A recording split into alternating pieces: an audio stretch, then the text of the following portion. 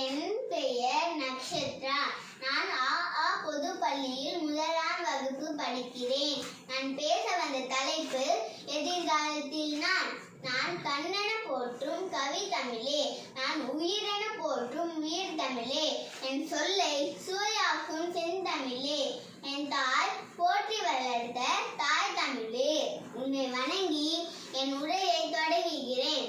நான் ஒரு விண்வெளி வீராங்கனையாய் விண்வெளியின் பயணம் செய்வது எனது கனவு. வானை அளப்பவும் கடல் மீனை அளப்பவும் சந்திர மண்டலத்தின் இயல் கண்டு தெளிவும் என்றான் பெரும் புலவன் பாரதி. அவன் கண்ட கனவு நிறைவாகி வருகின்றன.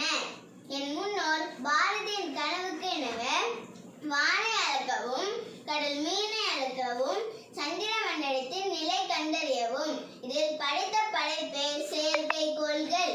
இதில் சாதனை படைத்தவர்கள் தான் APJ அப்துல் கலாம், விக்ரம் சாராபாய், ஆரியபட்டா. மனிதனின் அடுத்த முயற்சியாக விண்வெளியில் நிலவில் கால் தடம் பதித்தனர். பட்டங்கள் ஆள்வதும் சட்டங்கள் செய்வதும் பாரினில் பெண்கள் நடத்த வந்தோம். பட்டங்கள் ஆள்வதும் சட்டங்கள் செய்வதும் பாரினில் பெண்கள் நடத்த வந்தோம். பாரதியின் கனவை நிறைவேற்றியவர்தான் கல்பனா சாவ்லா. இவர்தான் விண்வெளிக்கு சென்ற முதல் இந்திய பெண்மணி ஆவார். தடைகளை தாண்டி பெண்களும் சாதிக்க முடியும் என்பதற்கு உதாரணமாய் பாரதி கண்ட தமிழின் புதுமை பெண்ணாய் நட்சத்திராவாகிய நான் என் வாழ்வின் லட்சியமாய் கொண்டுள்ளேன்.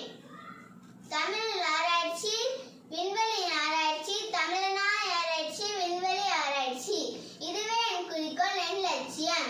சந்திரனை நோக்கி செல்கிறேன், சர்ப்பங்களை தாண்டி செல்கிறேன், விண்வெளியின் கண்மொழி புத்தவை வானகம் தொட்டு செல்கிறேன் என்று பாரதி கண்டு தமிழ் லட்சியாய் விடைபெறுகிறேன்.